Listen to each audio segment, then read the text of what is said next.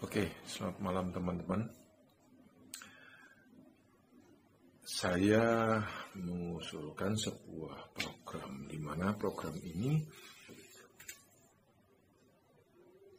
mungkin sudah ada, mungkin nggak tahu itu Bislab atau apa, tapi sebuah program untuk mengemas sebuah pelatihan mirip kayak short course gitu, tapi private.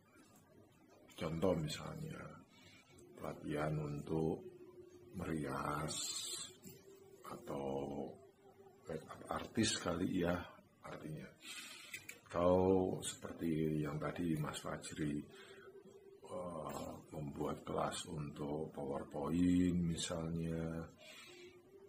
Terus bisa juga teman-teman yang lain yang pemain musik bisa bantu sharing misalnya, supaya lebih bagusnya kelas gratis dulu mungkin karena belum terkenal, kecuali kalau memang sudah terkenal ada kredibilitasnya dan lain sebagainya. Saya sudah membuat sebuah rancangan, di mana rancangan itu misalnya kerjasama dan lain sebagainya, tapi saya butuh tim yang mengerjakan. Saya punya ide seperti itu dan saya coba membuat pasarnya. Dan saya butuh teman-teman yang mau istilahnya sebagai volunteer. Kenapa saya bilang volunteer? Volunteer di sini saya tidak bisa mengatakan selamanya gratis. Harus ada biaya, harus ada istilahnya pendapatan yang diberikan kepada volunteer ini nantinya. Kenapa saya bilang begitu? Karena di awal ini mungkin tidak sebanding dengan effort dan manly hour-nya ya, tidak sebanding. Kenapa?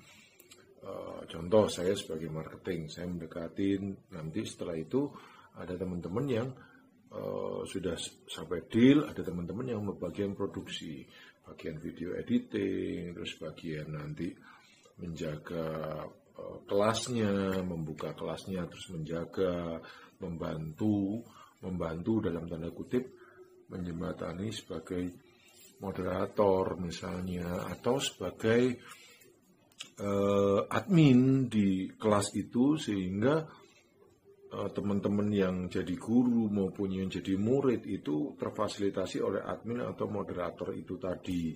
Karena kita menjembatani untuk guru yang gaptek, murid yang gaptek gitu kan. Jadi dibuatkan sebuah standar. Nah, kurang lebih contoh misalnya, saya membuat gambaran tentang kelas makeup artist. Makeup artist itu pertama mungkin ada 5 kali pertemuan. Sesi pertama itu adalah sesi perkenalan dan standar-standar tertulis dasar, pengetahuan dasar ya, misalnya cara mengenal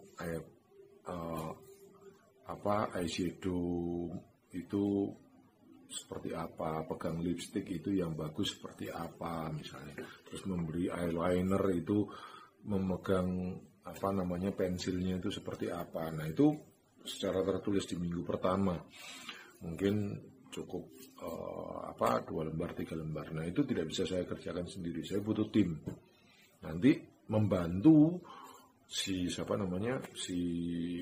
guru ini untuk buat skrip.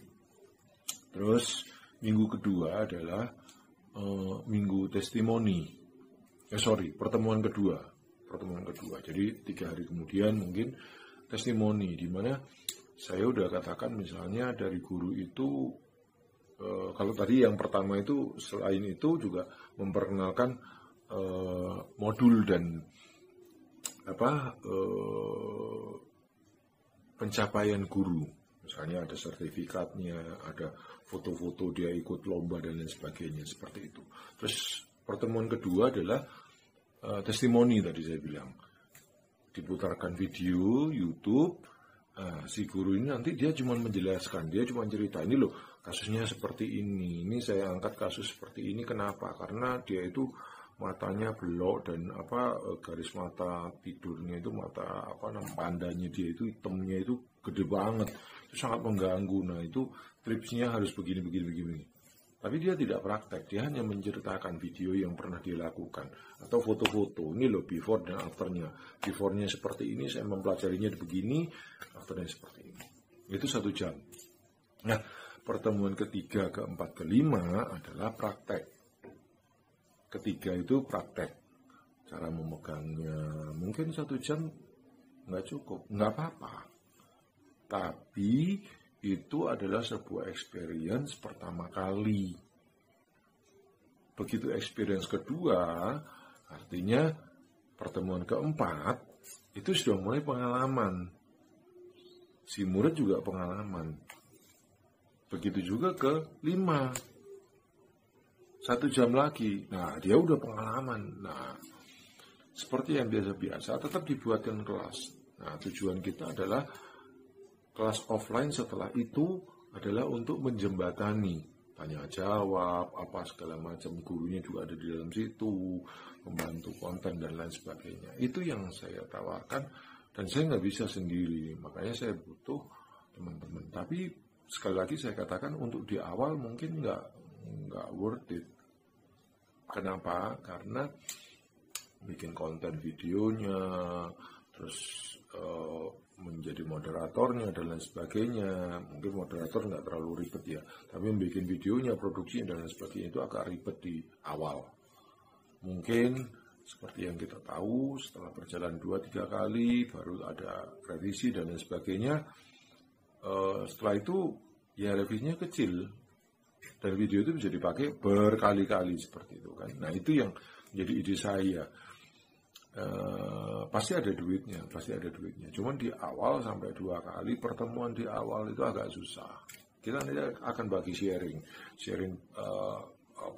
pendapatan, gitu ya. Antara saya sebagai marketing, remote worker sebagai jembatannya, dan teman-teman pekerjanya itu kita bagi-bagi.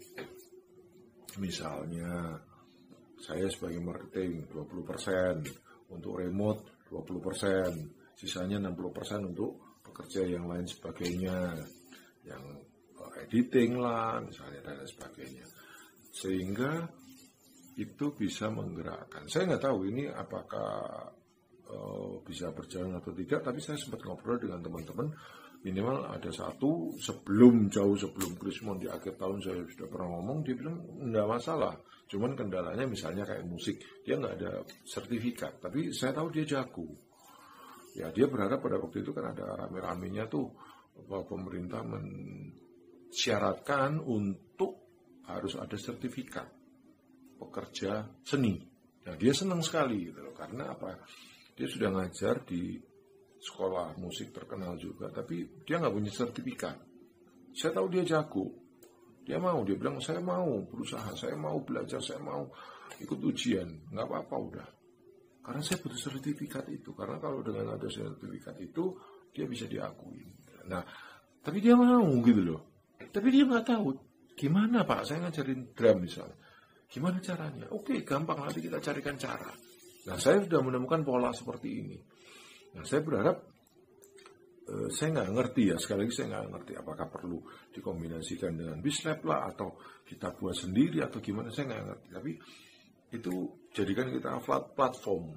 Begitu untuk make up artis ini jadi, tinggal kita kemas lagi untuk yang lain. Apa misalnya? Yaitu belajar drum misalnya, atau belajar saksofon misalnya, atau belajar yang lain, mendesain dengan PowerPoint misalnya. Nah, itu yang saya katakan, coba kita gali di situ. Ya, saya tunggu masukannya. Sekarang hari Kamis, sudah masuk hari Kamis jam 1, tanggal 18 Juni 2020. Saya butuh masukannya sampai dengan hari Jumat malam atau Sabtu lah, Sabtu Berarti kalau 18, 19, 20. Sabtu jam 9 pagi. Oke? Jam 9 pagi. Ya. Saya tunggu masukannya, diskusinya, kita matangkan. Thank you. Salam remote.